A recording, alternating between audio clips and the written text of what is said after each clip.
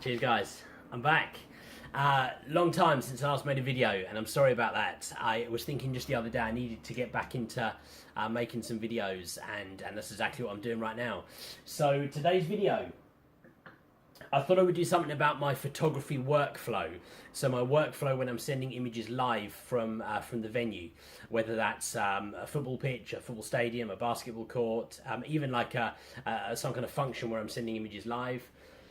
Going to go through the whole workflow beginning to end, from when I take the photo right the way through to when the image gets exported and gets sent from the laptop, the whole lot. So let's see how it goes, guys. I hope you enjoy it. Let's get into it.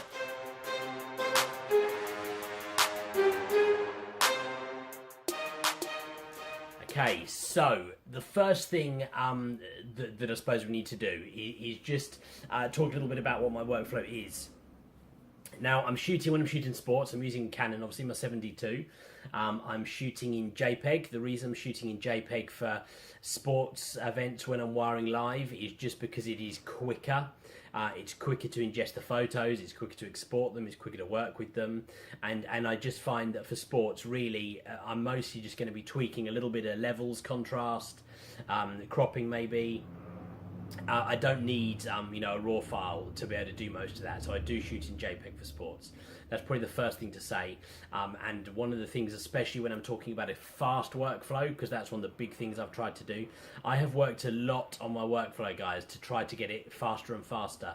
I'm certainly not the fastest guy. There are guys out there who I see working next to me who send images, done and gone within 2 minutes of taking a photo. I'm not that fast yet. I'm getting better. Anyone who sees my workflow in this video and has any advice or thinks other things I could do better, please tell me. I don't claim to be perfect. I share this info with you guys just because it's fun. I'm not saying I'm the best and do what I do. I'm just saying this is what I do. So we'll go through the whole process. I'm going to show you literally what I do from when I take the image on the camera onto the laptop. On the laptop itself, I use a workflow incorporating photomechanic and lightroom. So you'll see both of those as well. We'll actually switch to like the screenshot of the laptop for that part of it. But the first thing we need to do is show you what happens in the camera. Okay guys, so the first part of this is to show you what I actually do in the camera when I'm pitch side. So right now we're in my living room, but the whole process is actually going to be the same. So the first thing I need to do, now obviously on a card, I have a whole host of images. So in a typical, game, I will be taking loads and loads of photos, and lots of images and loads of stuff that I don't want. Loads of like that's just horrendous. I would never use that, but for some reason I've snapped it along the way. So the first thing I have to do is I have to go through and choose the images I want. And now what I don't want to do is when I plug my memory card into my laptop, I don't want every image from the memory card going into the laptop. Reason being, because then I just have to siphon through them and that's going to waste my time. And obviously we're talking about doing this as quick as we can. So what I do is I lock the photos in the camera. Now the way I do that is I use this rate button up here. I have set this rate button so it locks the photo. So if I press rate, that's now locked the photo. You can probably, I don't know if you're going to be able to see this on the screen. Oh no, you can. You see like up on the top, see if I can change the info on this so you can see what I'm talking about. There we go. So you see up in the top here, there's this key mark just appears here. When the image is locked, there you go, that's locked and that's unlocked. So let me turn back to the full photo. So what I would do is I will go through and I'll pick the few ones which I want locked. So that one there is protected. There you go. In fact, it's going to tell us on the screen as well. So let's say we're going to pretend I want that one. I definitely don't want those. Maybe I want that one. And then for the sake of this, let's say I want that one as well. Now, I've just picked those three images. Those of you guys who are wondering, if you use the 7D2, that's the rate button up here, but I've set this so that it actually protects the image as opposed to rating. Anyone who's keen and has a 7D2, you do that in menu here. You go to, here we go, it's down here. So that's rate button function, and you go in and you can change it from rating to protect. So I have set it to protect so that I can then use this during games. Oh, lost focus, there we go. Now that's the first thing I do. So that now, when I put this into my camera, and I'm only going to ingest the locked images, it's only going to give me those 3 files in the first place. Now, it might be when I get those onto my laptop screen and they're bigger, that I don't like to look at them anymore. But so, you know, sometimes I'll think, right, at this point of the game, I want to maybe send 5 images. It might be that I go through and protect 6 or 7 of them, and then I knock a couple of those out when I see them on the laptop screen. But that's the first stage. I then literally... I have 2 memory cards in here, but I'm just going to take the SD card and I'm going to go and plug this into the laptop. So that's the first stage, guys. We're going to switch over to the laptop now so you can see the next part of it. Okay, guys, so we're now at the laptop.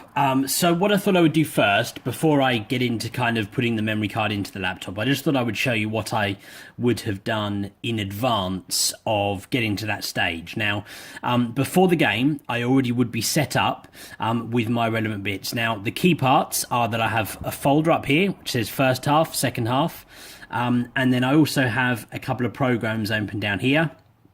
One is Photomechanic and one is Lightroom.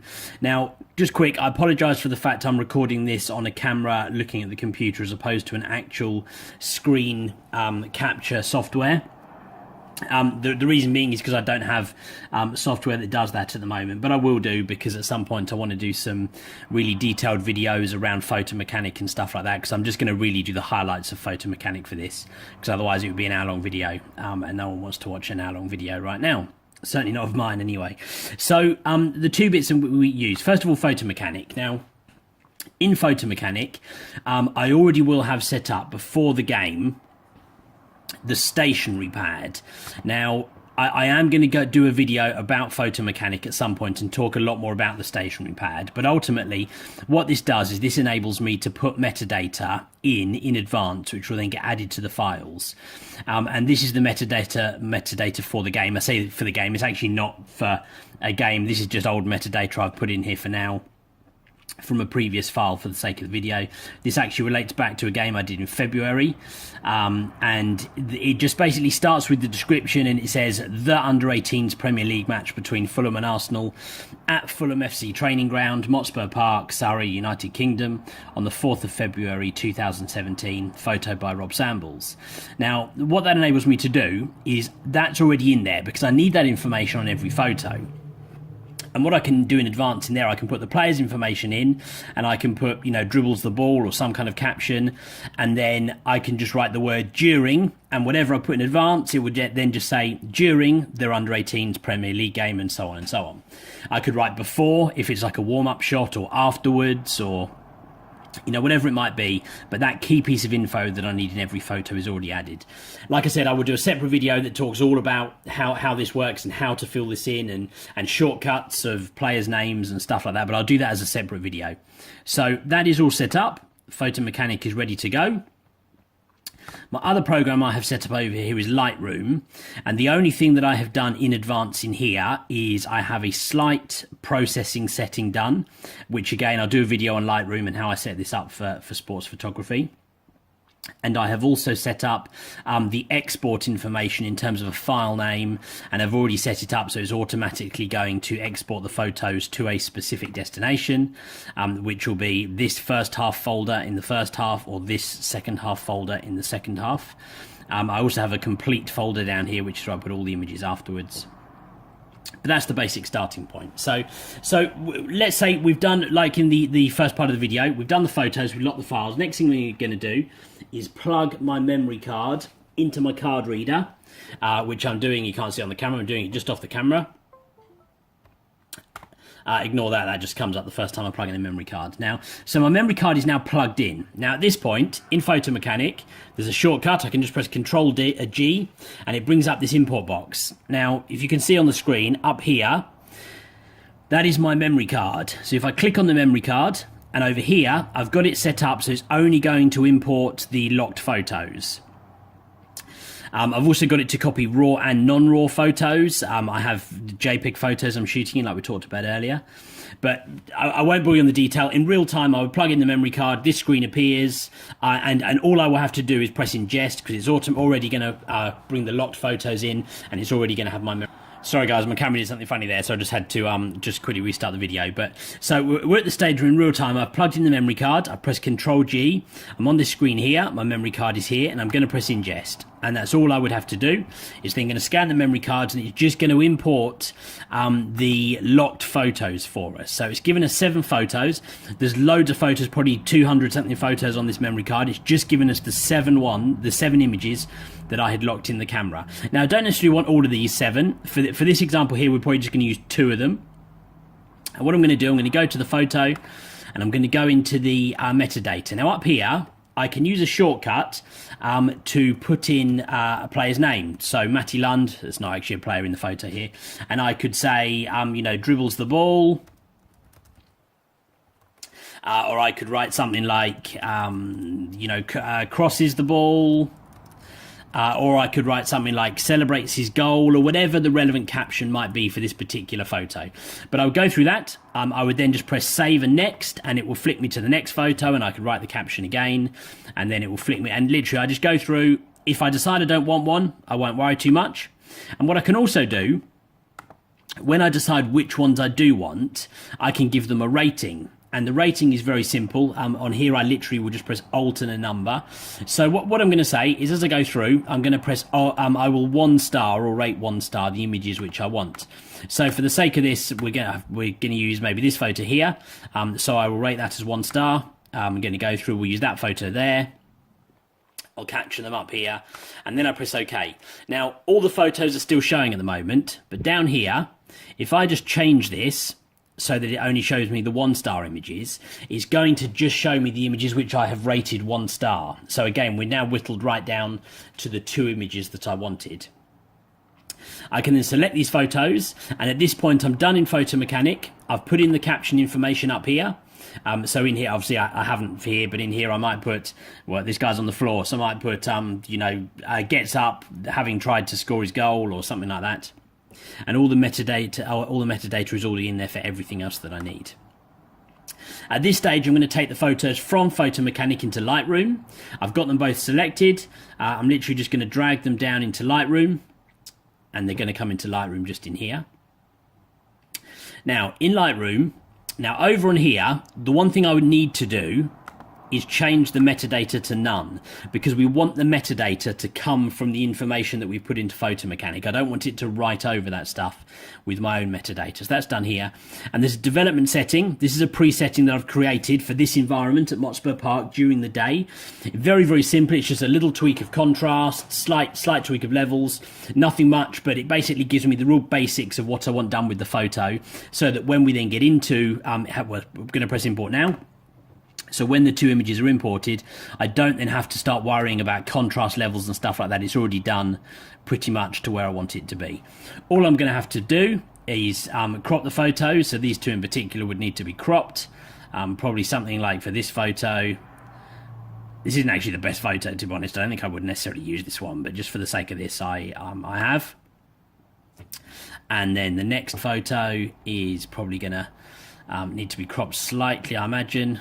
I shot this actually on a 70-200, and really this is, you know, really in this situation and where the play was at the time, I probably should have been on my 300mm, but it just so happened that I had my 70-200 in my hand. Something good happened, and I captured it, which, look, sometimes happens, and that's the situation you find yourself in. And the trouble is, when that happens, it leaves you with an image which needs to be cropped a little bit more, like this image right here. So hang on, let me just say, sorry guys, because I'm talking to you, I'm not concentrating on what I'm doing. So there we go. Let's just get this cropped about right. So probably going to be something like this. We've already done the levels. I would just have a quick scan over and just check I'm happy with everything. It was a really bright day, and like for me, the corners of this image look like slightly brighter. So maybe what I might do on these is just add a slight little bit of there we go, net is done, and I'll probably just do the same here, just so the focus comes in on the player in the middle of the image. And then I'm done, I'm ready to export. So I'll select them both again, and we literally will come up here to export the images. Now, again, this is something I've done in advance. So in here, I've already written what I want the file names to be. So for the sake of this, I would literally have the file name and the relevant date.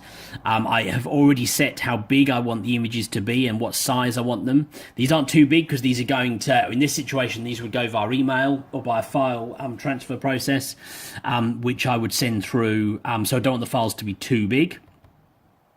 So my settings are already in there. So in real time, all I would have to do, I'm confident that I've done that in advance, I would come into the export menu and I literally would press export. I wouldn't need to look at anything. I wouldn't need to check anything because I've done it all in advance and I know I'm happy with it already.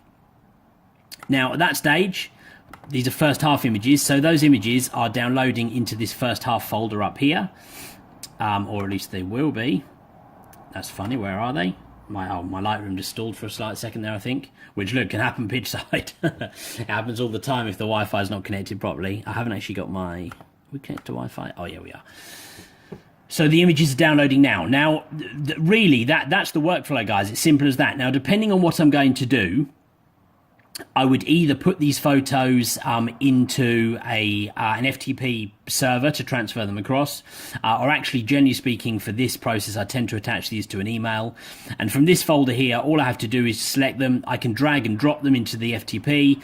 I can attach them to the email. And if it's an email, I would already have that email set up in my browser, ready to go. So all I've got to do is drag and drop and press send. So the photos are there. They've got the slight bit of editing done, they're sharpened, the contrast is right. We can also, if we wanted to, so let's pick a photo, let's look at this one.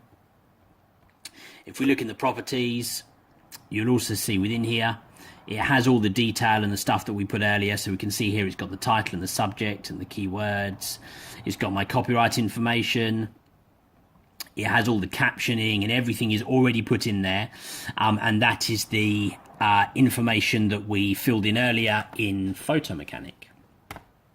And that's it, guys. That's the workflow, or at least that's the laptop side of the workflow. Okay, guys, so that's the laptop piece. Now, in real time, doing that from putting the memory card into the computer, doing my piece in photomechanic, moving those files into Lightroom, do my bit in Lightroom, export the files and send them. That's a pretty quick process. Obviously, I was talking through it as we go, and because I wasn't just kind of snapping through the workflow, I was talking about it. Obviously, that took a good few minutes, but in real time, that would probably take me a few minutes. God, I would love to say like 3 minutes, but probably it would take me more like sort of 4, depending on how many I've got. On a good day, a bit quicker. I mean, look, there are guys out there who have that workflow down and nailed in 2 minutes flat. So, and there are some guys like out there, like some of the big guys, the Getty guys, they don't even have to do it. They pass their memory card onto an editor, or even they're wiring live. They're tethered, and the images are straight into another guy who's editing and sending off. So that's why they're so quick. But hey, what can you do? I don't have that kind of workflow around me just now. So that's the process, that's how it works. Now, there's a lot of information within that I wasn't able to cover. So what I will do is I'll do another video just about photomechanic and how I set it up and how I use shortcuts and code replacement. So there's loads of cool stuff you can do with that. Like you can set it up so that you would do, backstroke F2 backstroke, and it will give you the full name and the position or the number or whatever you want it to of the player. And there's loads of things you can do like that, and I'll show you how to set all that stuff up. And then I also do a separate one about Lightroom and how I set up Lightroom and what I tend to do with sports photos. Editing wise with sports photos, there's very, very little. I will normally crop, tweak contrast and levels slightly, a little bit of sharpening if I need to. Some noise reduction if I have to, if I'm shooting at night or under floodlights. I don't do anything big with the editing. I don't do any editing things in or out of the image. That's a no-go. So I definitely don't do anything like that with them. But just slight tweak of levels and stuff really is about it. That's the workflow, guys. Please do feel free to let me know what you think. Tell me it's rubbish and yours is faster, in which case I'd love to know how yours works. Tell me you think it's good, if you think it's cool. But whatever, give me a like on the video, I appreciate that. Subscribe if you haven't already, because it's really great. The subscribers are growing and I'm really pleased that this is useful for some people. I like that. Check me out on social media, guys, if you haven't already. At Rob Sambles Photo on Twitter and Instagram. I'm on Facebook as well. Thanks for watching, and I'll get another video up soon. Cheers.